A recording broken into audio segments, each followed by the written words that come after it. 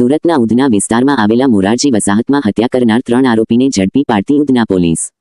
1.5 વર્ષ જૂની અદાવતમાં ખેલાયો ખૂની ખેલ। પુત્રને મારવા આવેલા ત્રીજી 4 ઈસમોએ પિતાને ઉપરાછાપરી ચપ્પુના ઘા મારી મોતને ઘાટ ઉતારી દીધા હતા।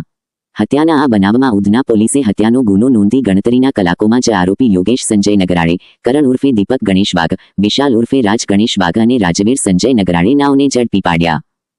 ગઈકાલે રાત્રે 11 વાગ્યાના સમયે ઉધના પોલીસ સ્ટેશન વિસ્તારમાં આવેલ ઉધના મોરારજી વસાહત વિસ્તારમાં ફરિયાદી તેઓના ઘરે હાજર હતા ત્યારે એમના ઘરની બહાર ગાળાગાળી અને બૂમાબૂમનો અવાજ થયેલો, જે સાંભળી અને ફરિયાદીના ઘરના સભ્યો બહાર ગયેલા ત્યારે ફરિયાદીના પિતાજી, જેમનું નામ ધનરાજ ભીમરાવ તાયડે છે, તેઓ બહાર ગયેલા તે સમયે તે જ વિસ્તારના 4 ઈસમોએ તેમના ઉપર જીવલેણ હુમલો કરેલો અને હુમલો કરી અને એ લોકો ભાગી ગયેલા। ફરિયાદીના પિતાજીને તાત્કાલિક 108માં સારવાર અર્થે સિવિલ હોસ્પિટલ ખાતે લઈ જવામાં આવેલા અને સારવાર દરમિયાન ફરજ પરના ડૉક્ટરોએ ફરિયાદીના પિતાને મૃત જાહેર કરેલા, જે અનુસંધાને ઉધના પોલીસ દ્વારા ગુનાની તપાસ હાથ ધરવામાં આવેલી।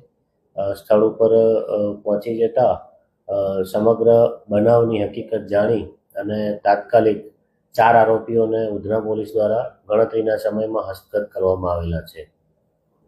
સર, ખાલી આટલી જ બાબત હતી કે અન્ય કોઈ અગાઉનો ઝઘડો કે શું કારણ? આ સમગ્ર હકીકતમાં હાલમાં પ્રાથમિક તપાસ દરમિયાન પોલીસના ધ્યાને એવું આવેલું છે કે આજથી 2 વર્ષ પહેલાં ફરિયાદીના ભાઈ છે વિક્કી ઉર્ફે લક્કી, તેઓએ આ ગુનામાં જે આરોપી છે તે આરોપીઓ સાથે મારામારીનો બનાવ બનેલ અને જેના અનુસંધાને હાલના ગુનાના જે આરોપીઓ છે તેઓ ફરિયાદી હતા અને જૂના ઝઘડાની જે અદાવત હતી એના કારણે આ સમગ્ર બનાવ બનવા પામેલ છે એવું હાલ પ્રાથમિક તપાસમાં પોલીસને જણાવ્યું।